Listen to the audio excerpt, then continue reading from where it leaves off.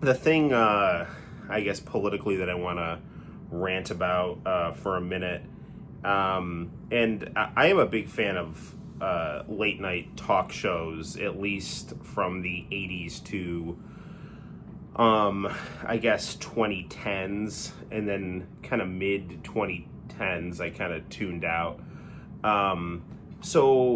Stephen Colbert is like trying to be a martyr in the media, and I want to talk about this because the liberal line is that, Stephen Colbert is, hey, Ukrainian XD, are you Leonti? I don't know. Or just a very happy Ukrainian, I don't know. Stephen Colbert is, acting like he's this, like, sad clown martyr of, orange fascist man. And that's just not the case. CBS apparently, that's not apparently, I guess they did. I just haven't looked into all the details of it. Settled a lawsuit with Donald Trump because 60 Minutes and Donald Trump have a horrible relationship. Donald Trump went on 60 Minutes back when he was running for president in 2020. And they just sandbagged him the entire interview. I mean, it was ridiculous. I mean, it was so bad he walked out, and he should have walked out because it was insane. The lady interviewing Trump was just trying to gaslight Trump in the interview when Trump was talking about how the intelligence community and the media was working against him. And she was just like, oh, you can't prove that. We're CBS. We're a source of credibility. And Trump was like, they spied on my campaign. They framed me for treason. And she's like, oh, you're lying. And he's like, no, I'm not. And then he's like, you can't prove that. And then he started talking about, Hunter Biden's laptop. And he's like, oh, you can't prove that. I mean, she was just totally just running cover for the establishment.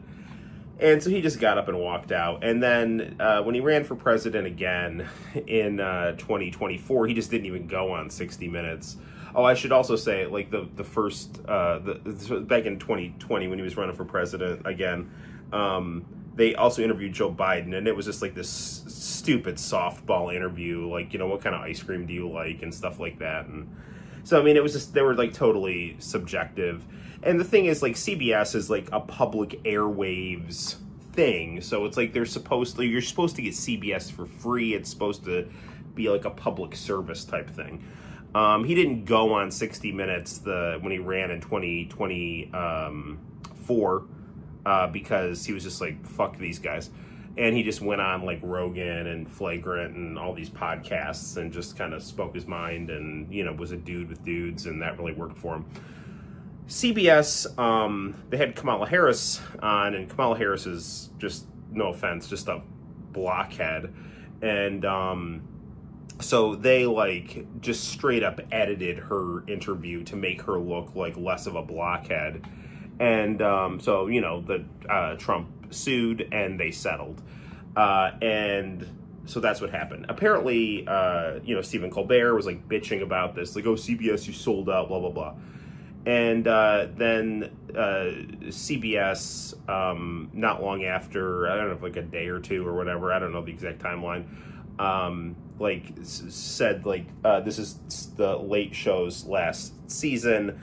And people are trying to say, like, oh, this is, like, Donald Trump is controlling CBS, and, like, he's trying to silence dissidents, like the gallant Stephen Colbert. Stephen Colbert is, first of all, that's not happening, because Donald Trump doesn't control CBS, number one. Number two, Stephen Colbert is not a dissident. Stephen Colbert is an asset of the old establishment guard. So, he'll host people like Adam Schiff or just, various other kind of establishment figures, and just, kiss their ass and, give them a platform, which, whatever. I mean, that is what it is. But, like, I just saw an interview, like, with Claire Danes, and Claire Danes was, like, starting to talk about, like, how she saw how intelligence agencies and the media were working together against Trump, and he just immediately went to go shut that down.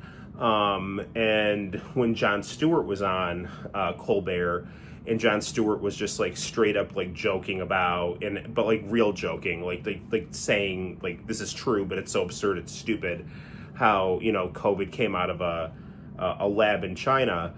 Colbert just immediately ran to go like shut that down. So like he's just constantly just like kind of pushing the like establishment line of the Democratic Party and the CIA and the FBI and just like the old power faction that is losing ground. And so that's not a dissident. I mean, he is a tool of one power faction that is losing influence. So you can go put that as one element of things here. The other thing too is that like his show, by various accounts, is, including CBS, is losing money. I mean, there's people that were in comment sections on Instagram saying the show's losing like $40 million. And like, here's the deal. This is what has happened to late night television. Okay. I thought it's a bad thing Claire Danes was only a meme. No, is it a bad thing? I thought, no, it's not bad. Anyway, that you thought that. What was I saying?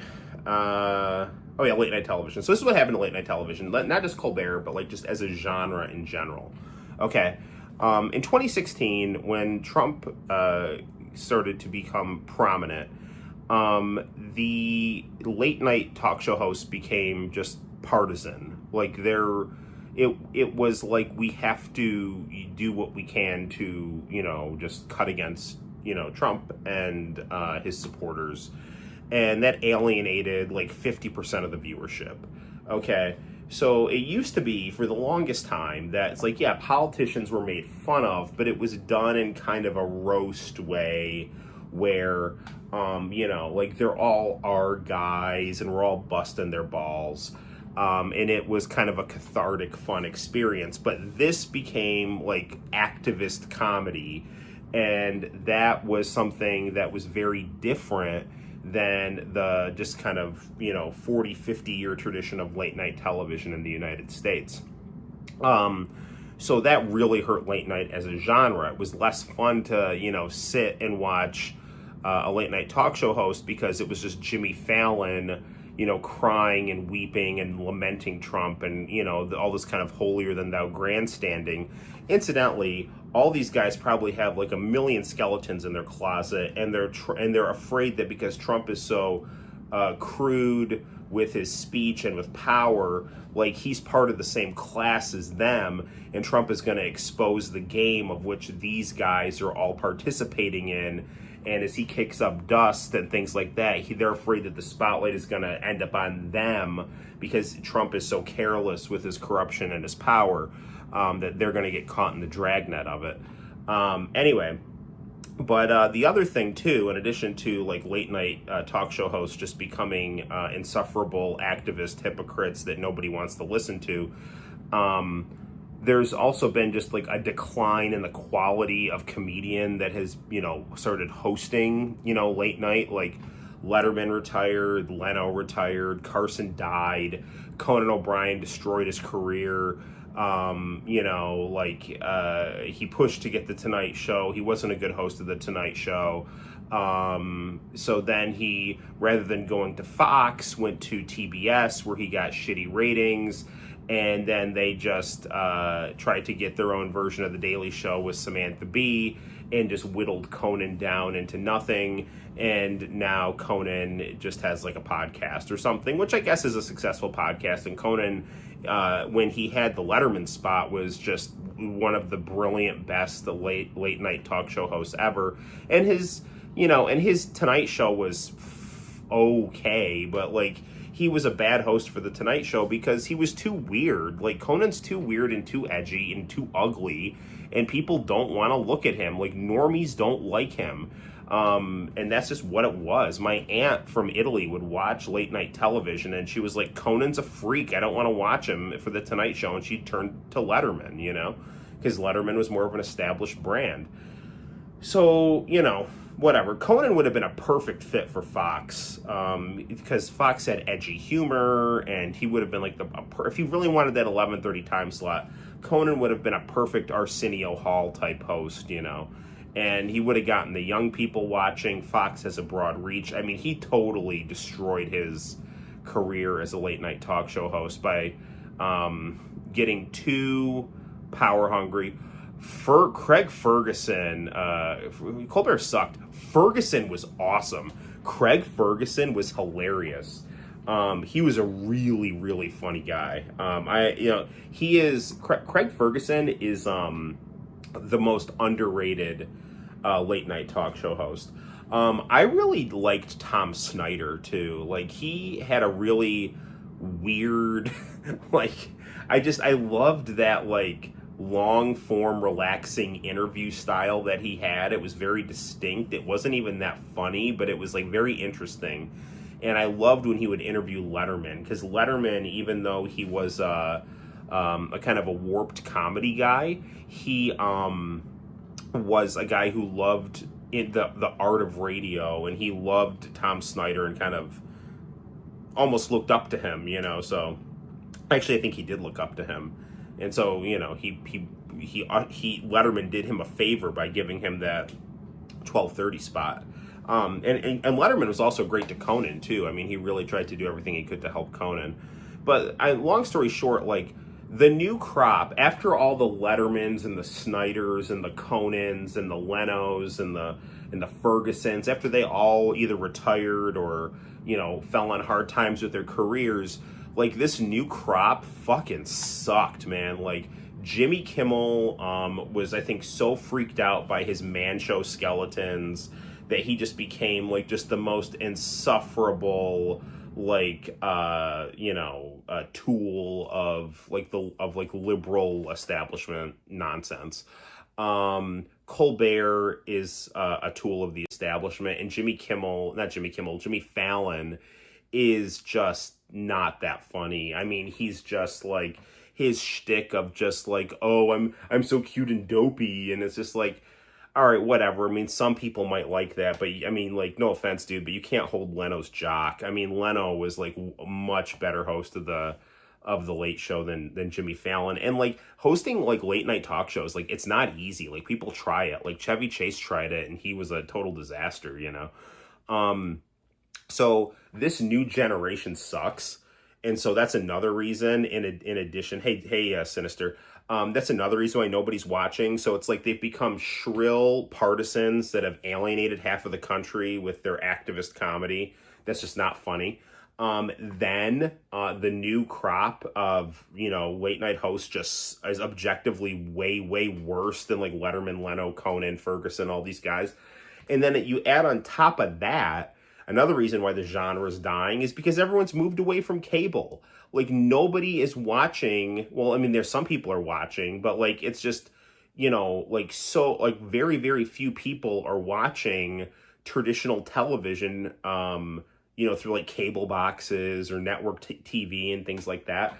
So they're all watching, their Roku or their smart TV or YouTube or, whatever, Netflix, So, that's the other thing is, the whole, platform that had held people captive, that was, the norm, was, no longer had a monopoly. So, the late night comedy genre is just, been hemorrhaging money and viewers for just years through a combination of just recasting the genre as partisan activist comedy that's pro-democratic old guard establishment, with comedians that aren't good at hosting these shows, at least not anywhere nearly as good as their predecessors, and they're doing it on a dying platform. So that's why Stephen Colbert was canceled. It's not that Donald Trump is controlling CBS and is trying to crush dissent. There is no mainstream news outlet other than Fox News and Newsmax that aren't, hysterically anti-Trump all the time. So those people certainly have free speech. So I think the issue is, and was very similar when like Twitter got bought by Elon Musk. The old guard, like the power faction of like Hillary Clinton, when they lose a tool to propagate their stuff because it's imploding, they immediately rush to hysterically act like martyrs. And I think that's what's happening here. So, but, like if Trump was smart, which he's not, he would go public and say, hey, like, listen, I don't want Stephen Colbert to be canceled. In fact, I know Stephen Colbert's ratings suck. If he wants some help, I'd be happy to do his show, and he can throw whatever he wants at me. Like, that would be the perfect thing for Donald Trump to do. It would put Colbert on the spot. Colbert would get to throw whatever he wanted at Trump. Trump could, like, throw down, because Trump knows how to throw down. Trump can be very charming. Like, he might be able to present himself in a spectacle-oriented way, like, that could actually help him. Like, that would be a way to really be a boon for that could be kind of like a Hugh Grant style situation, like where, Leno's just dying and then he lands this like big hot button interview that ends up totally turning the tide in his favor. So, if this really was political, they wouldn't just cancel the Late Show. They would just have kicked Colbert off and then replaced him with like Gutfeld or one of the guys from like Flagrant. I mean, or like or like one of the guys from like Kill Tony or something like that. Like, there's plenty like bro kind of Trumpish comics that they could, if they really were looking to send a signal, like, hey, we're shifting away from this type of host. It would be totally easy for them to do that. But the fact of the matter is like the late night, genre is just totally fucked, and Colbert is just particularly insufferable, and CBS is just pulling the plug. And probably the thing I'll wrap up on is that I've heard some people say like, well, for the actual genre itself, the show's got decent ratings. And it's like, dude, CBS, like, I know this because my mom was like obsessed with this show. CBS canceled Dr. Quinn Medicine Woman when it was like, I think, #1 in its time slot. Why? Because they just didn't want that as part of their brand. They saw it as, it might be like short-term gain, long-term loss, because they wanted to rebrand as a dude network. And they thought like menopausal, menopausal, like romance novels, softcore, stuff was a bad investment. Something near and dear to my heart, like, Turner canceled WCW Nitro when it was still, doing like the highest ratings on the channel. Why? Because they wanted to rebrand as like a yuppie cinema channel and didn't want redneck pro wrestling on there. So, something can be doing good ratings, but like if a network just wants to rebrand or see something as like a bad investment that goes beyond just the time slot, they'll axe it. And, these are the kind of things that people need to be talking about rather than trying to turn a tool of power like Stephen Colbert into some kind of like sad clown martyr.